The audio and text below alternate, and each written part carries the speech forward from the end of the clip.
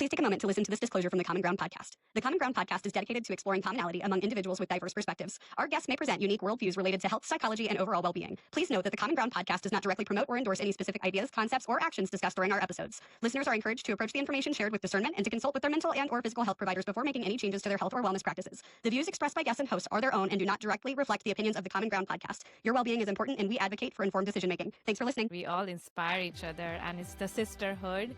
And also, John here, brotherhood, sisterhood, everything going on. So, but You're yeah, included, John. we are at the end. We are souls. I love women, so hey. His All hair for 'em, isn't all as for 'em. gorgeous as Pre's. For those that are watching the video, like Pre's just got gorgeous hair, but like he can still be What part do of you it. mean? Wow, I What do you love mean? those. So beautiful. I don't feel aligned in my current position. I don't feel aligned doing what I'm doing, but I'm too scared to take that step.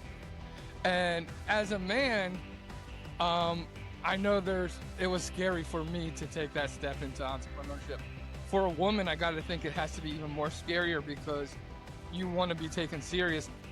It all comes back to balancing those energies of masculine and feminine. So masculine is all about structure, right? If you have to launch something, like let's say in next 30 days, whether it's launch of like a Facebook group where you're creating your tribe, right? Or even if it is, let's say, just applying for new roles in your, like the new area you want to go in, you still need a structure. You need to apply to jobs every day, right? Need to find it, or you need to have a structure to like work on your idea that you're going to launch. So I feel like structure is the masculine, but then the other part is the flow, which is the feminine, which is the surrender. I would argue that it is feminism that has created this wave of weak men. Now, that is not to say that I am not a proponent of strong women. I am absolutely a proponent of strong women. I am also a proponent of stronger men. Welcome to the Common Ground podcast, where stories connect, perspectives collide, and purpose is found in the middle. Every week, we sit down with unique and inspiring guests that come from all walks of life. People who challenge the status quo, overcome the odds, and live with intentionality.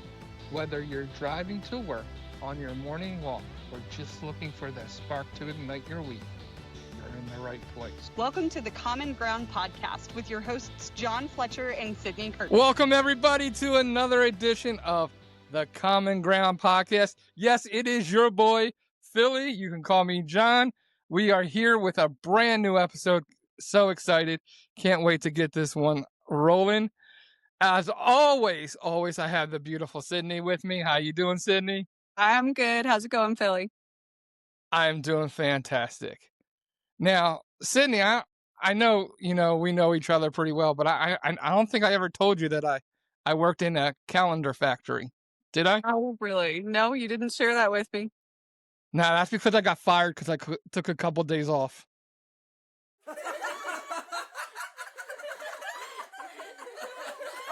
Oh, boy.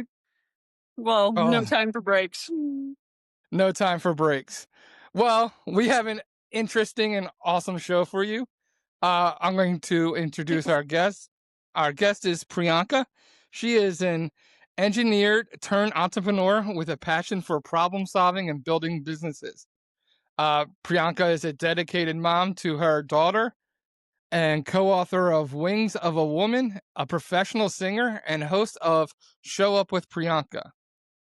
She's whether she's building businesses, coaching high-level executives, or speaking on global platforms, Priyanka's mission remains the same: to help leaders create impact, scale with intention, and build businesses that truly align with their purpose. As COO for multiple companies, a mastermind coach and trainer for Tony Robbins and Dan Graziosi, and the founder of Synergy, a DFY operations agency, she specialized in streaming operations, scaling businesses, and empowering CEOs to fully step into their visionary roles. Her impact has earned her several accolades, including Top Woman Influencer Award, named as Top 5 Best Business Coaches, media features, and the opportunity to reach over 3 million lives. Wow, what a resume you have, and welcome to the show, Priyanka. Thank you so much, both of you, for having me here. I'm so blessed and I'm just so grateful to talk to everyone today. Yeah, I've been really looking forward to this episode because talking to women in business, especially on the executive level, is something that I just really vibe with. As everybody that knows me knows, it's so rare that I find women in the industry that are doing on the same path that I am, the same trajectory. And I just strive to surround myself with people doing what I'm doing better than me so that I can learn from them. So this is going to be a really cool conversation. But Pri, before we get into the heart of what you're doing now, for the people who don't know you, tell us a little bit about how you went from brilliant engineer to brilliant entrepreneur. Yeah, thank you. Thank you so much, both of you, for warm welcome. And thank you for mentioning, Sydney, about your own journey of, and as a woman, we all need each other. We all inspire each other, and it's the sisterhood. And also, John here, brotherhood, sisterhood, everything going on. So, but You're yeah, included, John. we are at Hey, the end, we are hey, souls. I love women, so hey, His all hair for them, isn't all as for them. gorgeous as Pri's. For those that are watching the video, like Pri's just got gorgeous hair, but like he can still be What do part you of it. mean? Wow, I What do you love mean? those. So beautiful. And they say it's like those silver linings, like it's like more the silver lining, Yes, more the wiser you are. exactly. So yeah, so tell about myself. Like I came to US in 2008 to do my master's, and I became an engineer, quality engineer, and I worked in some of the best brands out there: John Deere, Volkswagen, automotive industry, especially automotive furniture manufacturing industry. And I worked in quality engineering, which is all around structure, like putting goals into place, systems into place. And then I moved into being an entrepreneur. So I started with my podcast, and that led me to start my multiple businesses. I started business in like selling baby products to selling rustic furniture on Amazon to even creating an app on increasing the more student retention in engineering university. I was working with the different deans of the university. Then I switched into um, working more on my like aligning it more with my engineering background, like operations. So I started working with entrepreneurs to help them scale and grow. And I've helped more than 1,200 businesses to scale and grow their businesses. And other than that, since I was switching from engineering to entrepreneurship, one of the things I found was strategy. Like strategy is good, but strategy with alignment is more important. And I was always looking for that next thing and what is out there which more aligns with me. And that's why now I'm stepping into, of course, I have my agency, which is very beautiful because it helps businesses to scale and grow, but also helps them to bring more in alignment. And now I'm stepping into being a healer, also spiritual life coach, but all of this spirituality is trickling down into my businesses too. So that's a little bit of short intro. No, yeah, no, I love that. And I mean, you were very successful, obviously, in the engineering realm as too. So when did success stop feeling like alignment for you? What was that shift where it wasn't just about on paper all of the things that you were achieving? So beautiful question. I would say, as a little kid, I have been always curious. Like that's my, what do you call, superpower, curiosity. And I have been always curious about how I function, how other people function, or what is the energy behind their words, their actions. And I have been observing that throughout my life, whether I was an engineer working with different clients or working on different projects. But I always felt like there was some misalignment in my own work. I never felt the 9 to 5 or like that structure really helped me to be in my zone. I always felt there was some kind of burnout happening, anxiety happening, and that was a symptom of misalignment for me. And that's when I was like, okay, I need to shift. I need to create something that makes my soul happy, my soul to light up.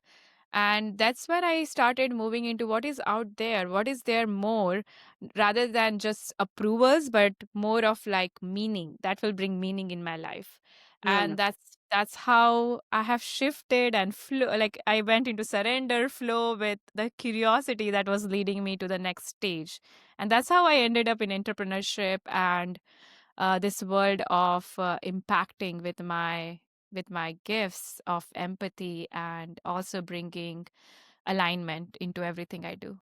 Yeah, I love that. It's interesting because you knew that you were unaligned, but making that step from being unaligned to entrepreneurship is it's a huge step. And a lot of people I think listening to this can be like, I don't feel aligned in my current position. I don't feel aligned doing what I'm doing, but I'm too scared to Mhm. take that step. And as a man, um, I know it was scary for me to take that step into entrepreneurship.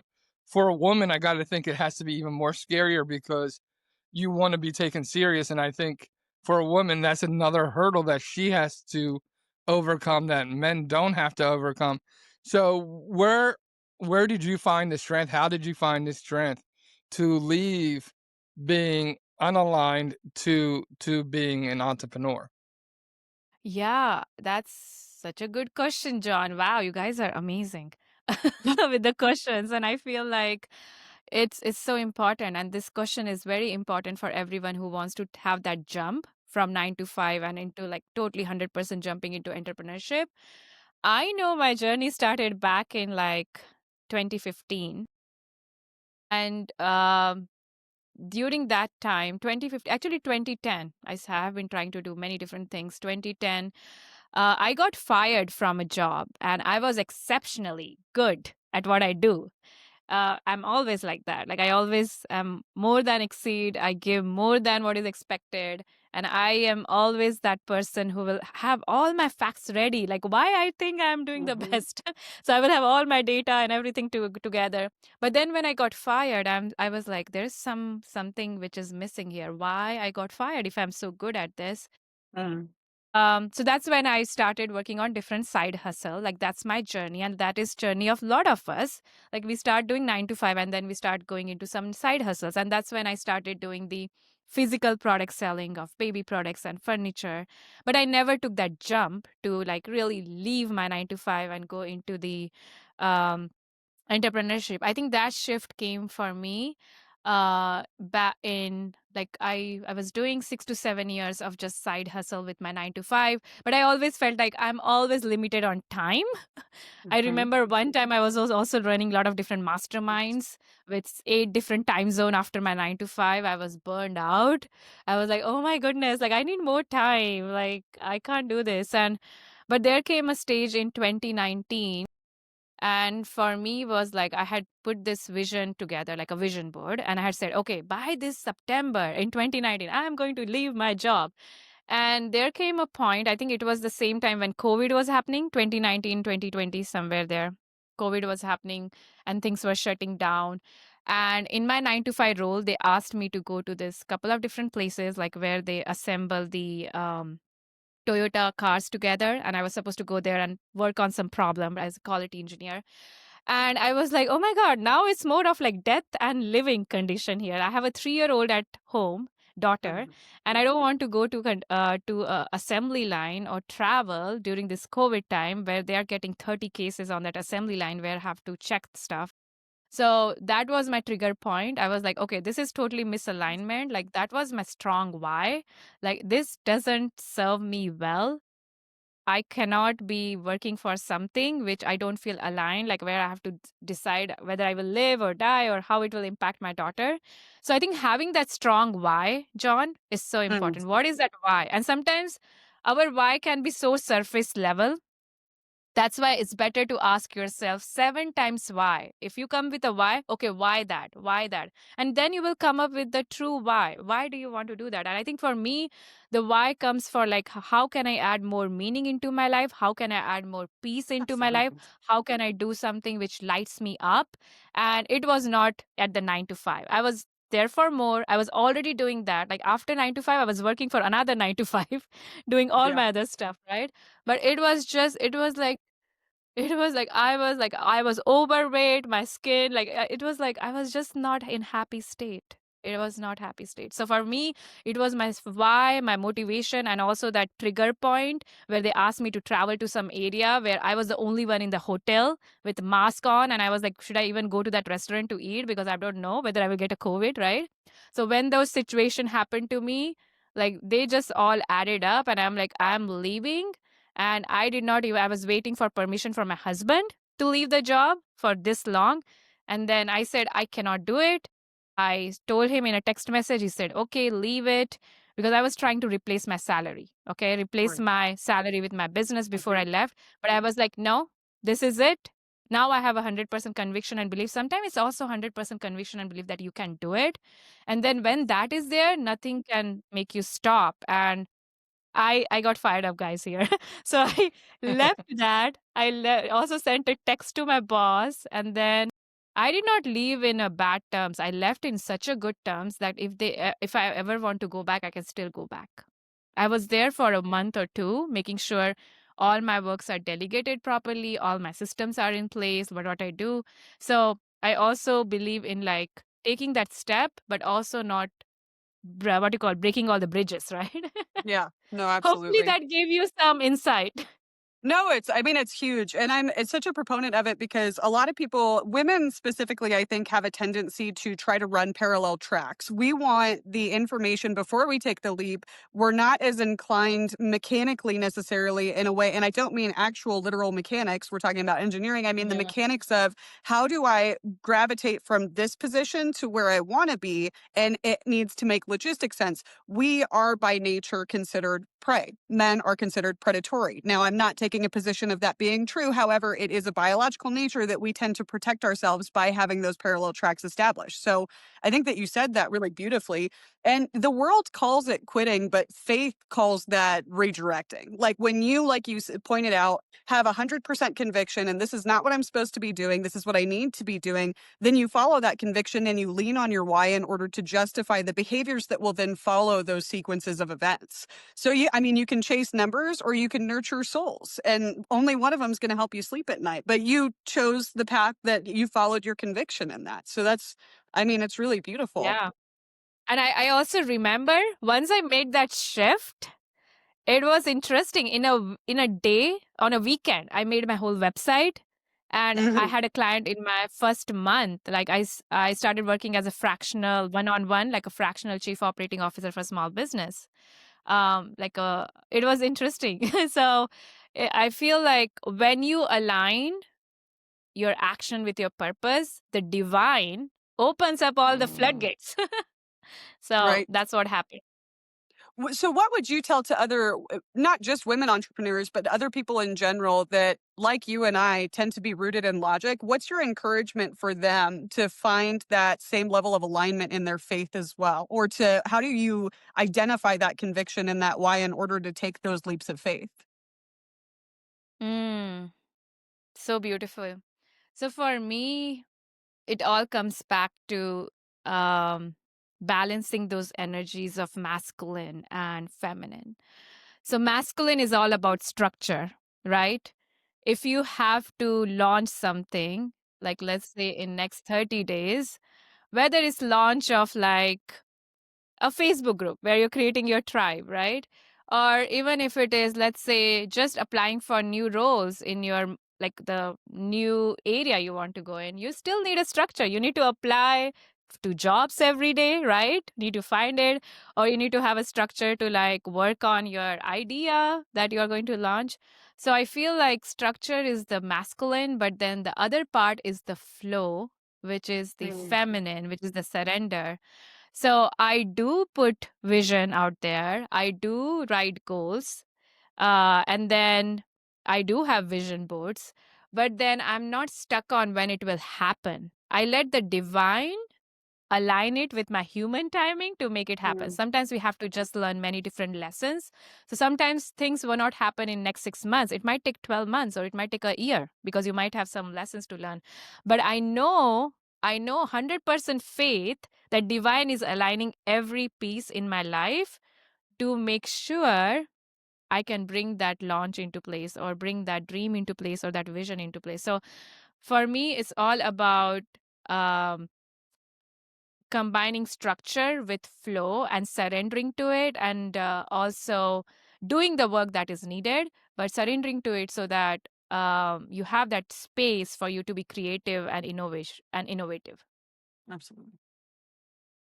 And also I will be talking more about it, but I also have this beautiful workbook that you can get at getyoursop.com, where I talk about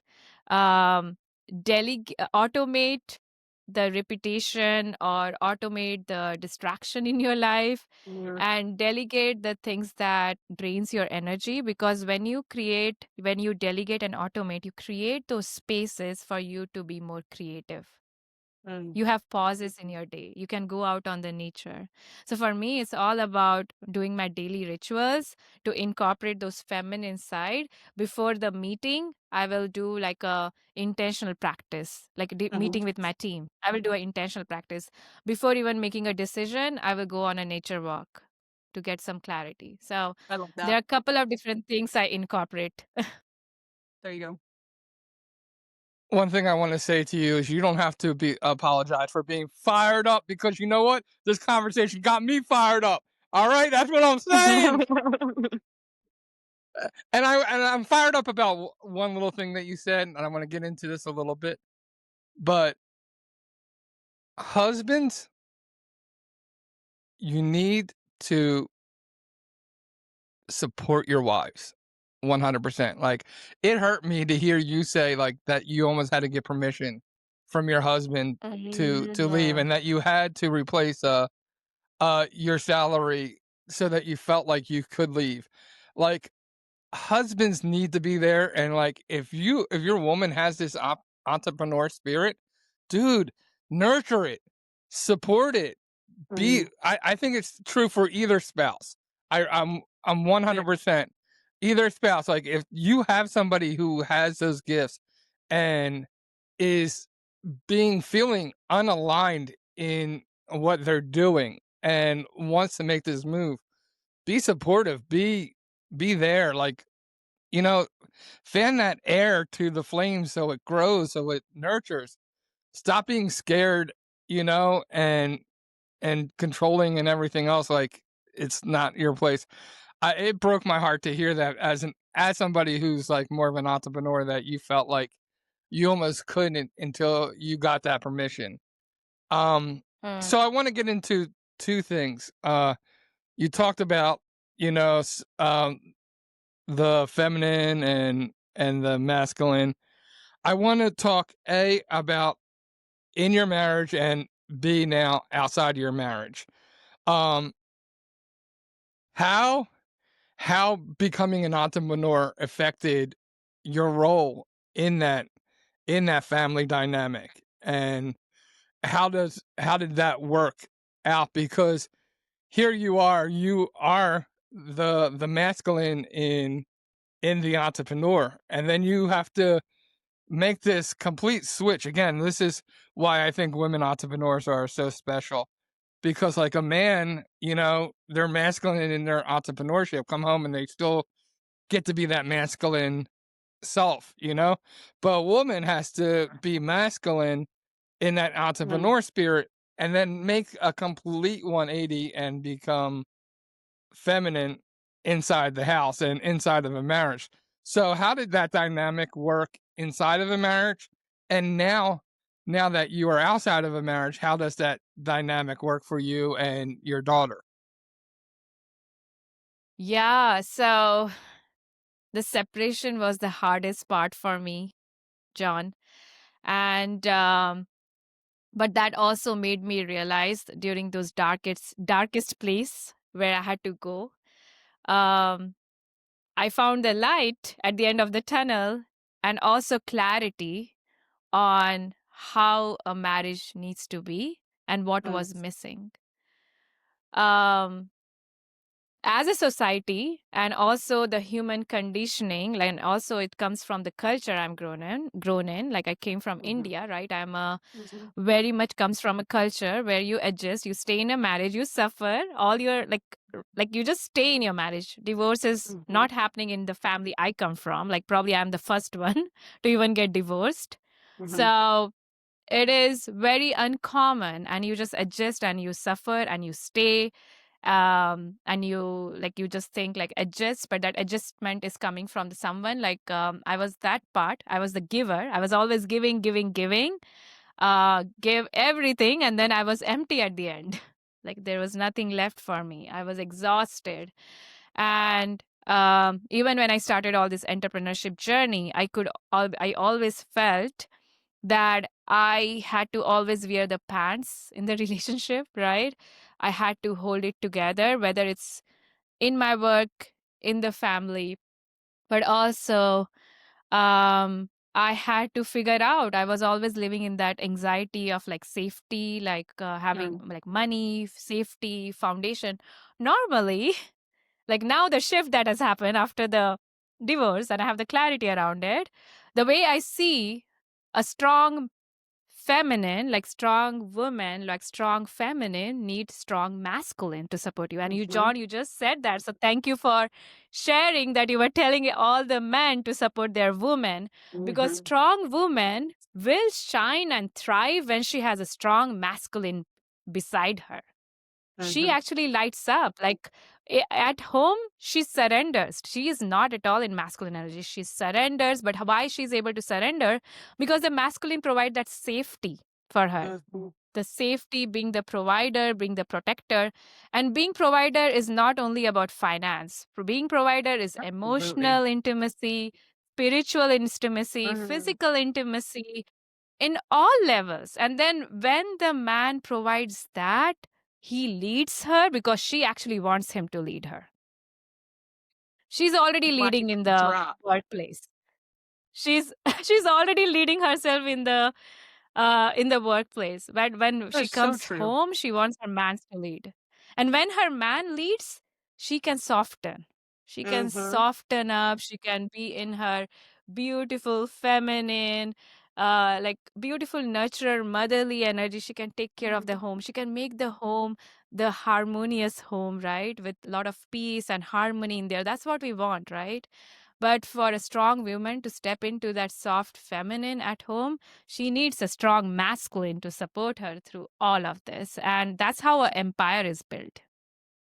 I hope I answered. If we could take anything away, clip this, make it the slogan of everything for women entrepreneurs ever. I mean, that was so beautifully said. It was like chef's kiss. Like, mwah, like that was so perfect. It's so frustrating that people don't understand. And I think, and I hope that you can speak to this a little bit too. I think that I would argue that it is feminism that has created this wave of weak men. Now, that is not to say that I am not a proponent of strong women. I am absolutely a proponent of strong women. I am also a proponent of stronger men. When you have strong women, it takes a special type of man to lead that strength, because us as entrepreneurs, then, when we do go back to the home, if things are not running the way that we need them to for a peaceful home environment, then we take on a role that we were not intended to take on. And that's where the cycle gets disrupted. Now, that cultural piece there is so big. What does that look like for you parenting your daughter now as a single mom, where you balance this fine act of masculine, feminine, CEO, and mom? Yeah, I love that question. And I just said that this few minutes back, like not waiting for that validation. And that's what I tell her. Like, your worth is not tied to validation from others. And it's very interesting. Like, few days back, she came back saying, "Mama, I have a unibrow." Like, we all in our family have unibrow. Like, of course I did my eyebrows, so it's cleaned up. But our eyebrows join, and I think someone said something to her, like, and she felt bad. And I said, "Your eyebrows, that unibrow, is what makes you special. It's unique. Not everyone has it."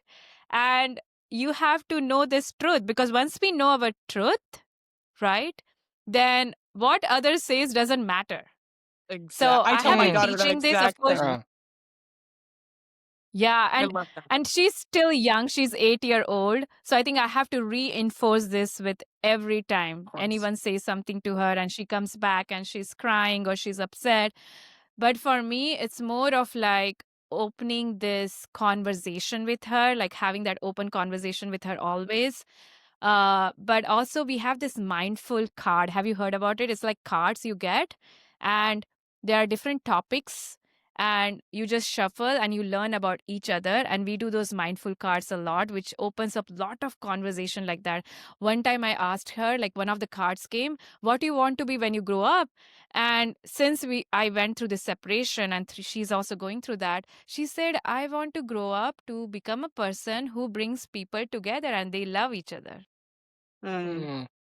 So that was so deep for me, and for me to like having those conversation at this age for her is so important. So I think for me, making her really know and understand how the world functions and how to protect herself, but also how to be kind and generous, and because kindness will take her so low, right? And she gets all the time compliments from her teachers, friends, everyone, that she is such a sweetheart. So I truly love that. How precious. In this day where single motherhood is more of a norm than the non-norm, how are you navigating being a single parent and running everything that you have to run and do Mm. as the resume you have with all the different companies and everything that you're doing? I know Sydney has 5 companies. You have a bunch of companies that you're dealing 7. with.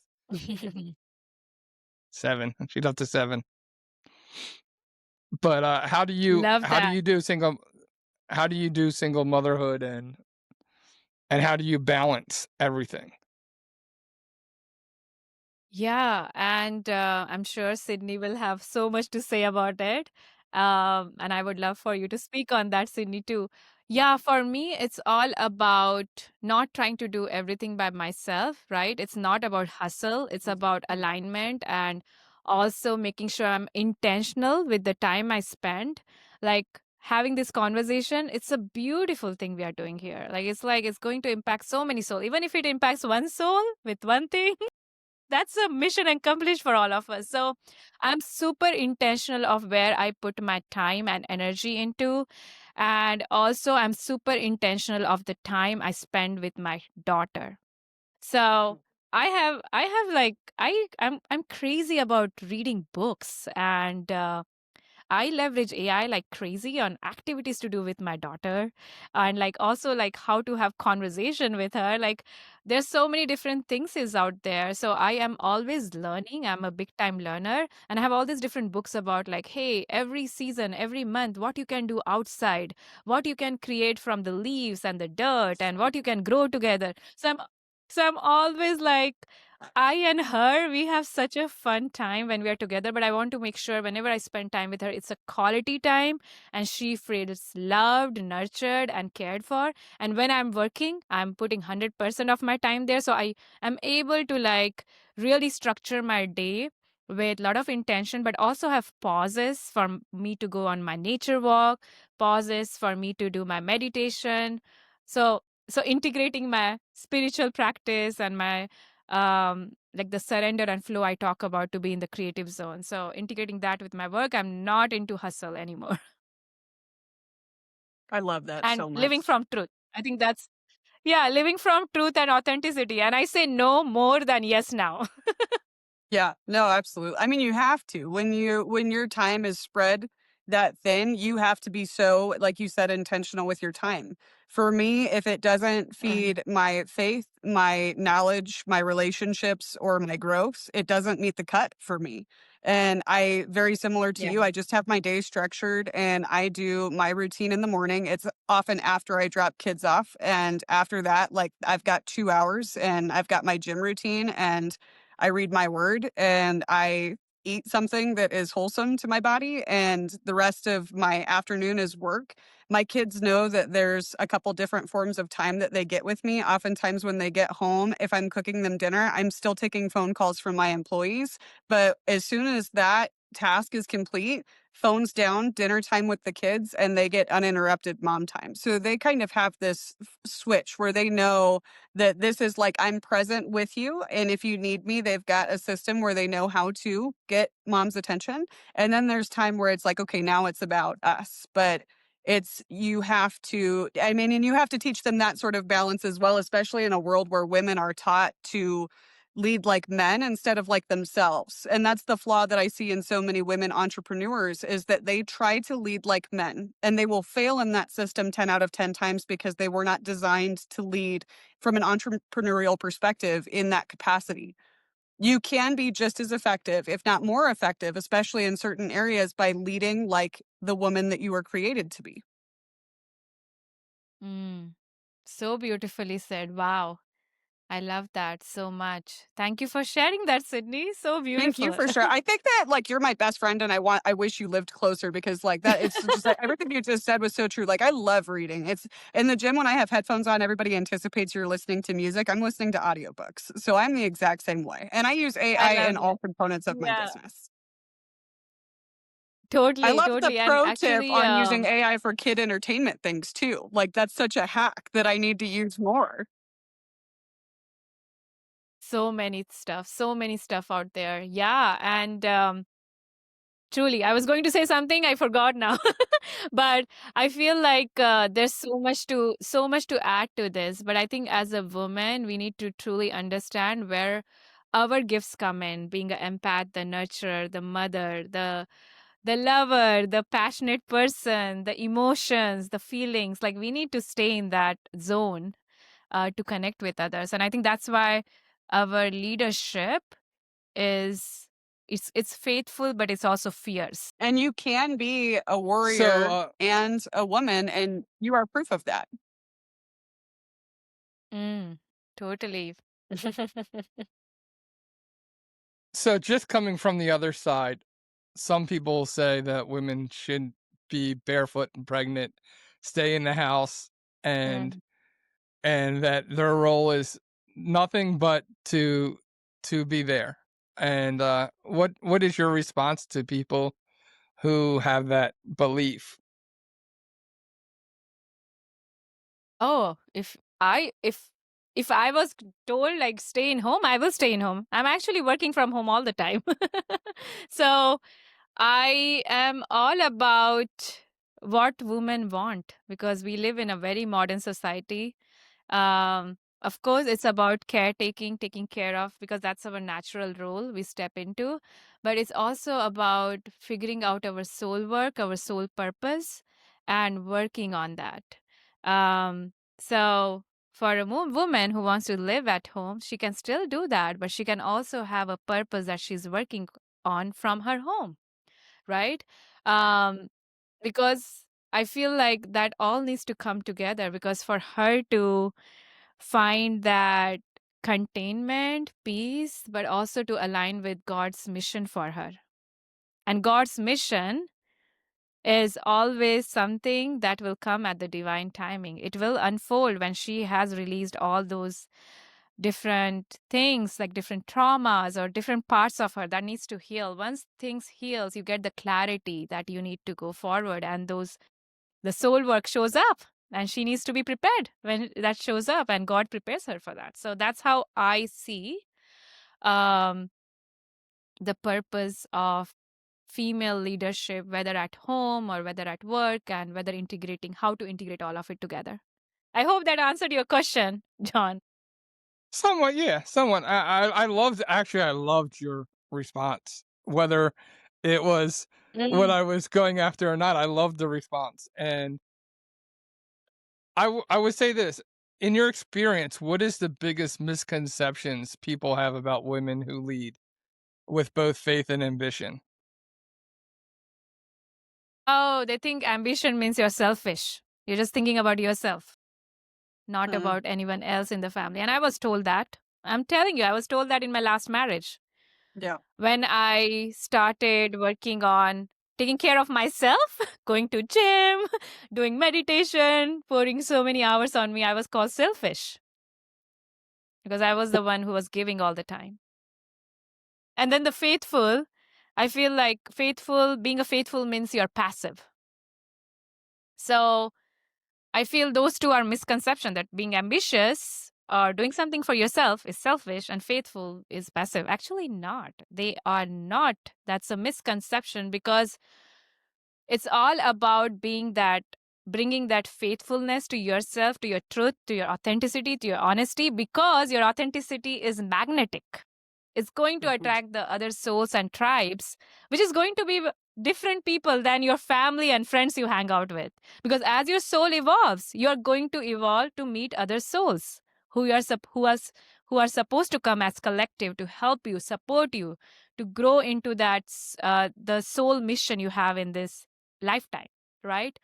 And being faithful to that purpose. So that's how I feel about it.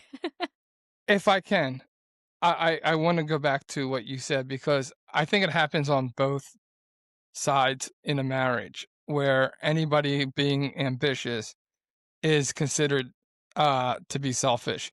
I remember when I got separated, my ex-wife told me that she purposely sabotaged my when I would try to lose weight, because she would she perceived people looking at her saying that she wasn't trying to lose weight, but I was. Like, she had made it all about herself.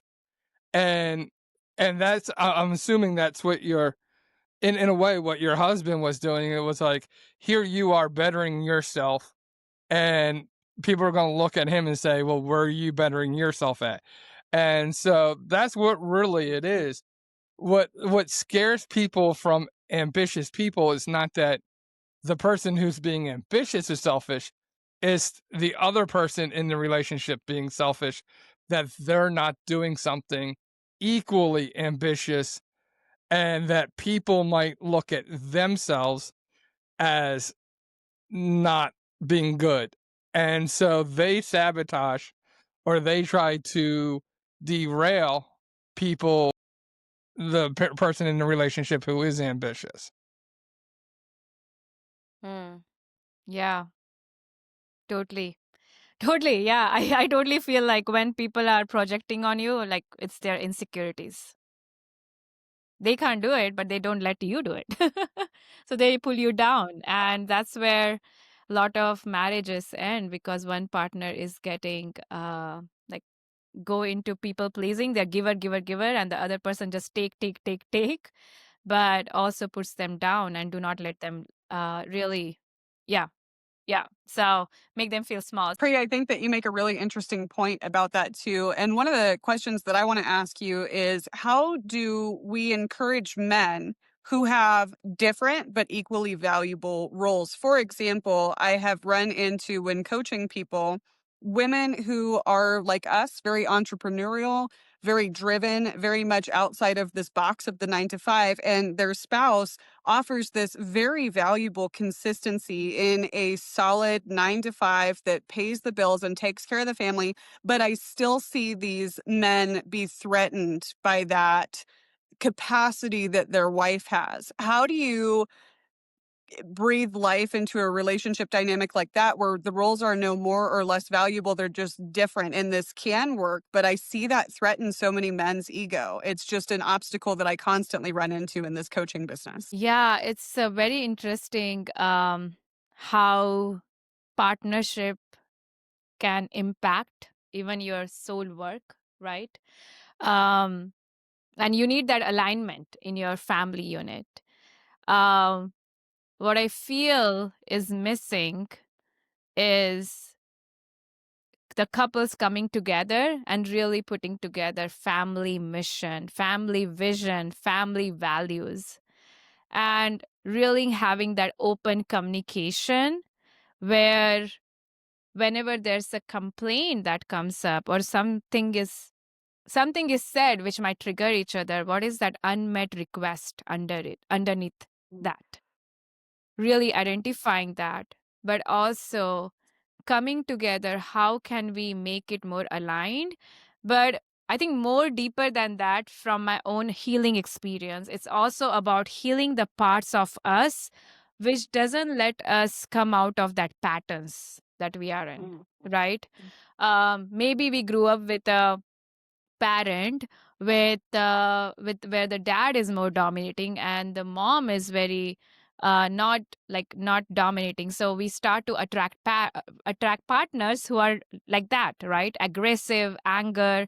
So I think really understanding some of this patterns that is coming and really understanding how we can heal those patterns and how we can bring more open communication between the each other so that the man is able to lead and he feels respected, because man always wants to be feel respected in a relationship, same as woman. But for man, I think it's all about, it's their ego boost, it's about their is so important for them. So as a woman, we should always make sure we are not saying or doing things that will disrespect them, like really trust their action. And of course, if you can provide some inputs in a way that is going to help him so that he doesn't make a decision which will impact the whole family, it should be like a collaborative, contributive energy, right? Not pointing fingers, but really understanding that what men wants is to be respected, for him to be able to have him lead the woman, and then the woman needs to bring that safety and nurture to the man, that he can open up, he can communicate, because men speaks by action and women speaks by emotions and feelings. So how can we bring it together, right? Men needs to understand, like, my woman has emotion and feeling. What is the emotion and feeling behind this action she's doing or what she's conveying? And then the woman has to understand, okay, he's showing the love by his action, but really understanding he might not say the words, but he's going to show it with action. So understanding these dynamics and like having that open communication and having common goal, vision, mission, core values, like family core values and vision and mission, and putting those and having some cadence, like in our work we have cadence, right? Daily meeting, quarterly meeting. Why can't we have it in our relationship, right? It's not about going on date, but it's more about sitting together, family goals. How can we build an empire together where each person is appreciated, each one is supported? I said a lot there, guys. No, that's great. It's great. It was right on the money. You speaking my language, and you're actually speaking biblical language. Because if you go into Corinthians and the love chapter, it when it talks about man and woman, it says, "Husbands, love your wives," and it says, "Wives, respect your husband." It doesn't say, in the same chapter about love, it doesn't say, "Wives, love your husband." It says, "Wives, respect your husband." Because exactly that point that you were talking about is written thousands of years ago and has held true, that women have this innate desire to feel loved. They need, like, that's their security. Their security is feeling loved. And for a man, the security is being respected. I don't need to feel the love. I don't need you to tell me you love me. I need you to respect me. And for women, like, I don't need you to respect me. I want your respect, but I don't need you to respect me. I want to feel loved by you. I want to feel like I'm the only thing that matters to you.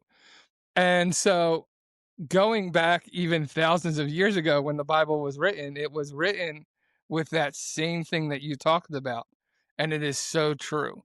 And we miss that a lot. I think one of the new things is trying to change everything, trying to change the laws of how man and woman work, how man and woman provide, how man and woman do stuff to the point where a Mm-hmm. man is now a woman is now a man, and we're trying to, like, that's how the devil works. That's how the devil works. That's how, like, let me destroy all these truths, because once I destroy all these truths about life, it's chaos. And no one will be happy and everybody will be miserable. And that's the goal of the devil and his angels, is to make our lives miserable. And I just you just spoke, some precious gems. And that's just more, you're firing me up more again. But this conversation can go on for hours and hours, because, dude, I mean, you definitely are talking talking our language, Oh yeah, I am in talking what totally in we my divine feminine energy.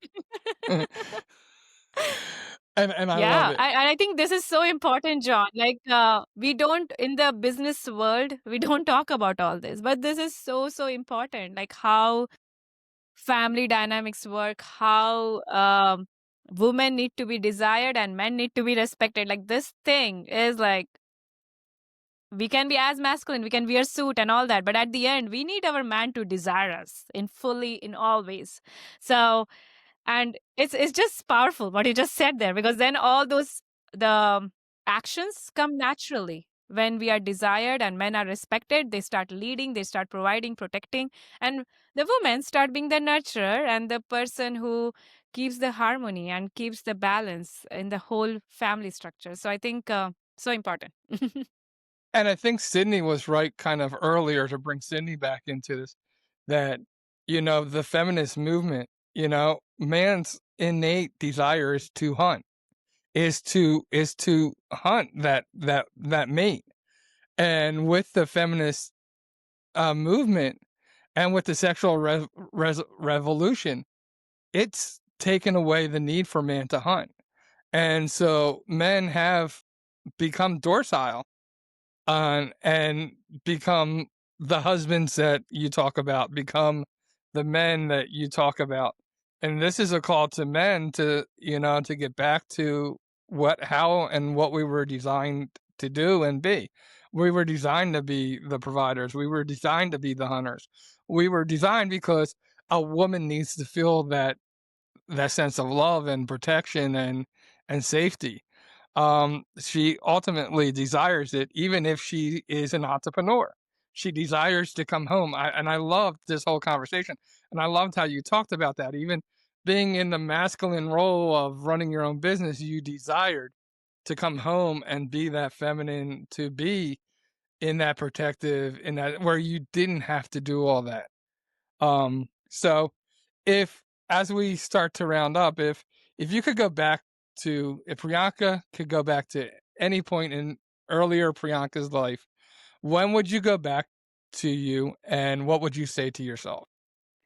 I would say all my life, right? Until I had this amazing, what do you call, like, aha moment, or not aha moment, but just realization, what is this life about and what is my truth? Like, before that, I was living in this false mask everyone put, right? False identity.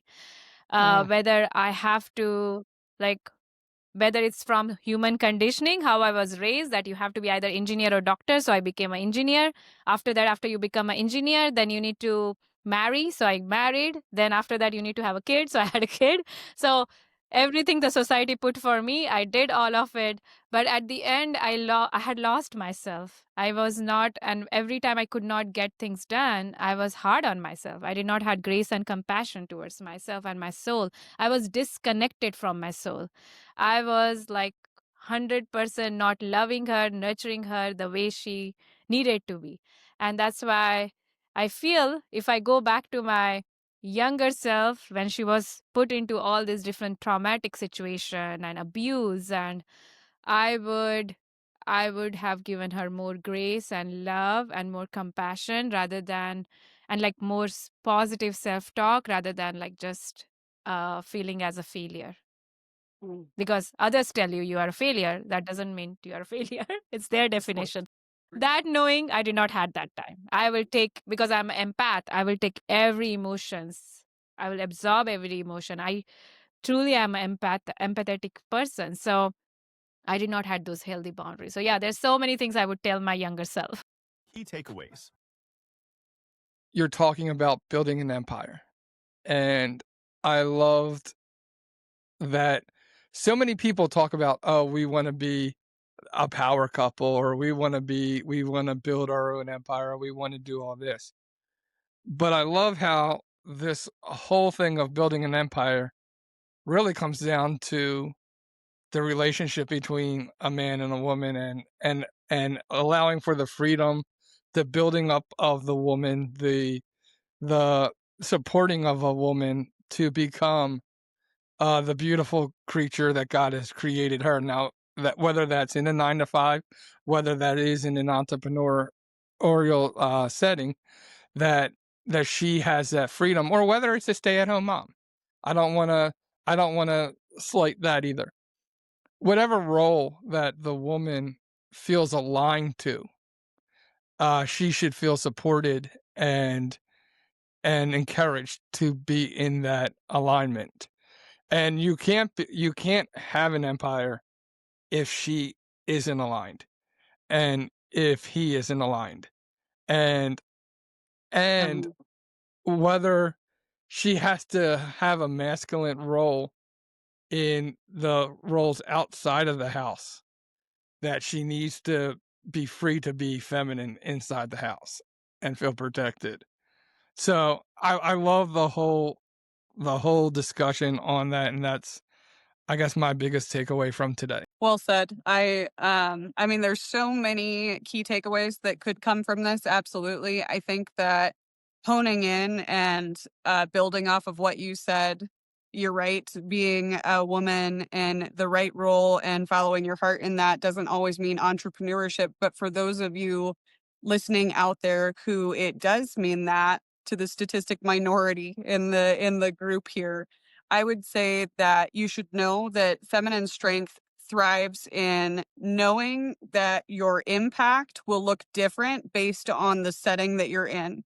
So when you are in this ecosystem that delicately weaves business and family and relationships, that you cannot approach the business the same way that you approach the family life, and knowing how to pivot and to derive from these qualities that you naturally have been gifted of, these masculine components and these feminine components. Your greatest strength and your greatest weakness will be your lack of control or your control over that switch. How you can pivot to pull that gentleness out of yourself will be your greatest strength, and knowing how to use it effectively in any given situation based on that ecosystem. It could be your greatest demise, or it could be your greatest strength, is being able to control those intricate dynamics of being an entrepreneur and a woman. So, Yeah, but Priyanka, I you've love had some that. crazy mic drop moments throughout this episode, but this is where we give you your chance to share. If you wanted everyone that was listening to walk away with one takeaway, what would you want them to walk away from this episode with? Yeah, I think for me it's always because I'm a operations person, but also I align strategy with soul, right? And alignment. So one of the things I talk about is figure out in your day to day or in your week, like what are the things that drains your soul, like what are the things like the your energy get drained, and what is uplifts you, and delegate it. Or like, if even if you don't have a business, like if you like night, like if you had stay at home mom, or even like you're doing 9 to 5 work, you can delegate so many tasks to other people, like whether it's cleaning the house or laundry or like anything, right? We can always delegate the things which drains us, right? So that you open up more space and time to be in your creative zone, to go out in the nature, to connect with your soul, to connect with your higher self, so that you're able to heal parts of you which needs to heal. But for to heal yourself, you need solitude. And that's for that you need to create space for solitude and to come Ooh. closer to light, to come closer to divine, to God. So it's very important that we figure out what are the things that drains us and delegate or automate those noises so you can open up the space and bring more peace and harmony in your life, but also live for more alignment, spiritual alignment, and like figuring out a way to bring faith into whatever you are doing and like uplifting your being. Like there's two pieces in our life. There's doing piece and being piece. But so being piece is what you need to focus on. The doing piece you can delegate others. Doing is your actions. And Right. being is like taking care of yourself, loving yourself, like really taking care of and loving and being graceful and compassionate towards yourself. So, yeah, those would be the things I would say. And I do have this amazing tool. You can call it as getyoursop.com. Like if you search it, GETUYOURSOP, P as in peacock, getyoursop.com. And it actually will help you like to figure out all the tasks, and you can delegate, automate, and figure out like your own standard operating procedure. So yeah, this is the time where we love to ask you guys to give us your takeaways from this episode. There's a million, as Sydney said, that you can point to from this episode, I think. So we would love to hear what stood out to you, what made a difference to you, and write those in the comments below. We love listening and reading those. The final 5. So Priyanka, who was your hero and why? Oh, I had many different heroes in my own life. John, like so many different heroes. Like, but I would say like one of the heroes would be Mother Teresa, because service without burnout, like she really served with her heart and soul. Yeah, I would say, yeah, Mother Teresa for sure. For long, I was like also looking up to Oprah when I was growing up. So yeah, they come close to close, but I think now it's more Mother Teresa. Like I really, because I come from India and she also worked there too. So yeah. Very nice. Second question for you is going to be, if you could see your younger self now, what would she be most proud of? Oh, this is so beautiful. So I was actually invited to speak at my university where I got my master's in Michigan. And I actually met my 17-year-old younger self there. And it was so inspiring to talk to her because she was in the audience sitting there. And we have very limited women engineers. Like there's like 2 people out of a room of 30 or 40 in when growing up, or like even in the workplace. So I think my younger self would be like so proud of, like she is living her in her truth. She knows who she is.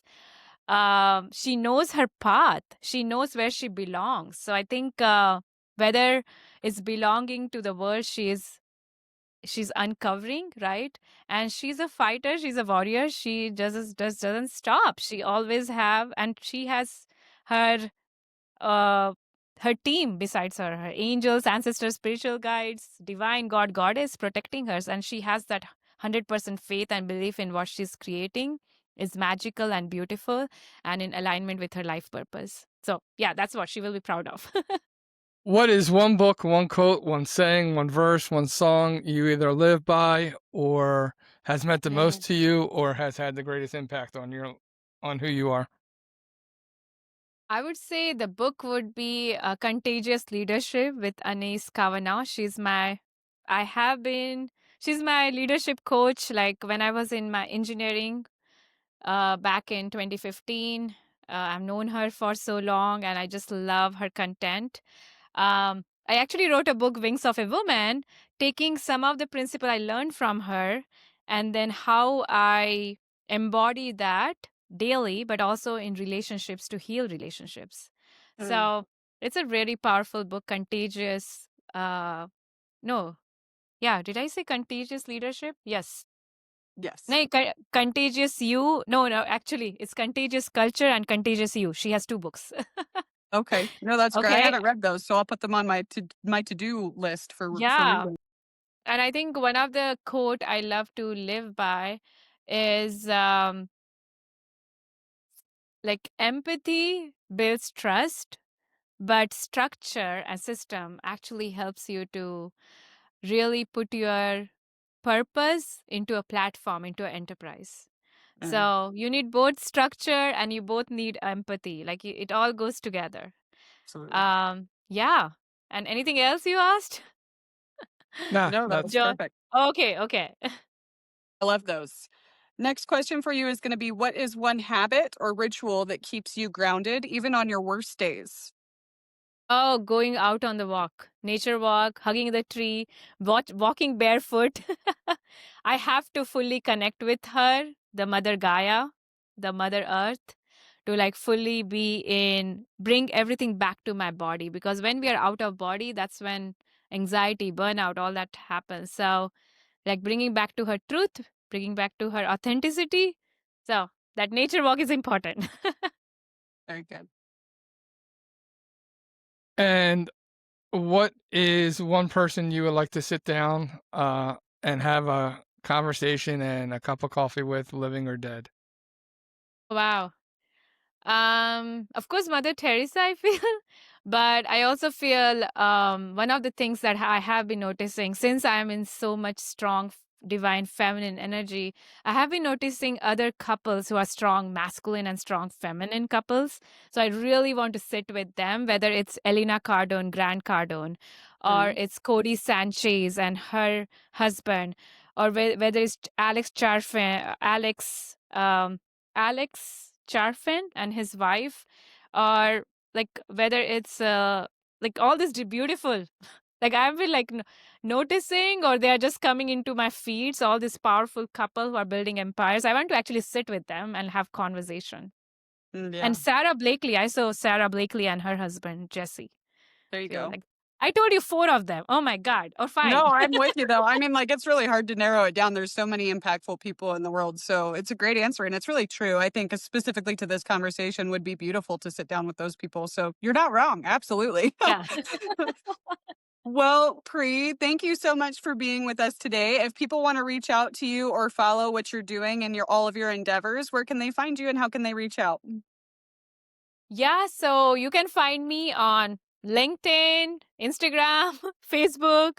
I go with my full name, Priyanka Khandalkar, and you can just find me there. And also, if you get the tool I was telling you today, like if you go to getyoursop.com, you will get that tool, and also that will help you to really automate and delegate the noise in your life, so you can step into your divine gifts and really have time to pursue those. But also that will also help you to connect with me. Yeah.